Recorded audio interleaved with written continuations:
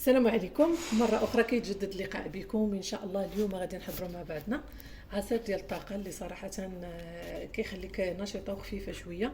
هذا العصير هذا ما كيخطانيش، ضروري غادي تجربوه وغادي يبقى معتمد عندكم إن شاء الله. أول شيء هنا عندنا 3 ديال الحبات ديال التفاح اللي قطعناهم دي مرصو صغار وعملنا لهم شوية الخل هكا باش ما يكحالوش. عندنا 2 كيسان د العصير ديال الحامض، هذا راه ديجا وكنت حاطه في القناه الاولى اللي مشات ليا. دونك هذا عصير كناخذوا العصير عفوا الحامض وكنديروه في طنجره ديال الضغط، كيكون خضر يعني مصير. كنديروه في طنجره الضغط، كنسدو عليه من بعد ما كنحيدوا ليه العظم ديالو، كنطحنوه وكناخذوا داك السائل ديالو كنوضعوه في القنينات وكنحتفظوا به في الكونجيلاتور. وراه ما كنبغيو نخدموا شي عصير فكناخذوا منه. انا خديت منه 2 كيسان. هنا عندنا 140 غرام ديال التمر اللي حيدنا ليه النواه ديالو. هنا عندنا 40 غرام ديال اللوز محمر. وهنا عندنا 2 ديال المعالق ديال الصوص ديال الفاني. صراحه عرفتيو الفاني مع التفاح مع العصير ديال الحامض كيجي رائع. دونك سنيده غتبقى حسب الذوق، لان التمر حلو وكذلك الفاني حلو، ما غاديش نكثروا الحلاوه لان العصير راه صاك عندنا بدون سكر. اول شيء ناخذوا ان واحد الميكسو، كل واحد وفاش كيعمل.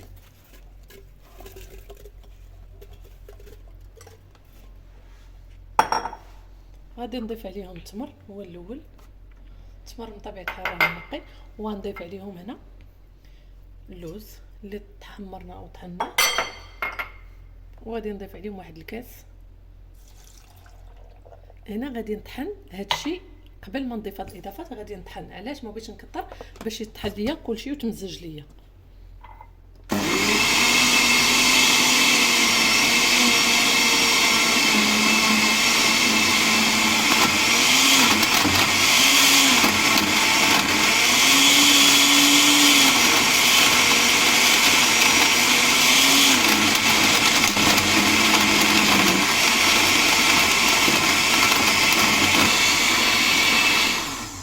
درنا هاد العمليه الى لاحظتوا باش كيطحن لينا مزيان.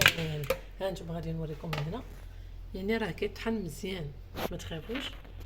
عاد ديك الساعه هنا غادي نزيدو كاس العصير ديال الحامض اللي بقى لينا، وغتزيدوا 2 كيسان ديال الماء البارد اللي كيكون منا يعني كيكون بارد بزاف. هنا غادي نضيف 2 معالق كبار ديال الصوص ديال الفاني.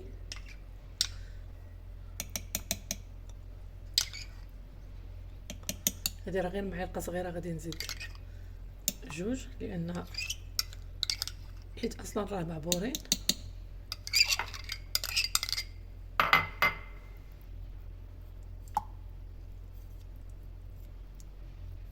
وهنا غادي نزيد تقريبا 2 معالق ديال السكر، ما غاديش نكثر باش ما يجينيش حلو بزاف. اللي كيبغي يعني ما كيبغي السكر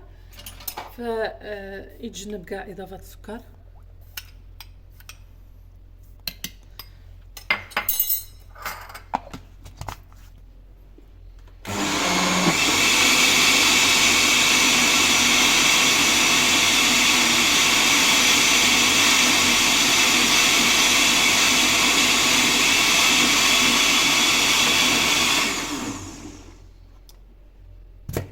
صراحه الشكل ديالو المذاق ديالو رائع بزاف. غادي نشوفوا الشكل النهائي. هذا هو الشكل النهائي.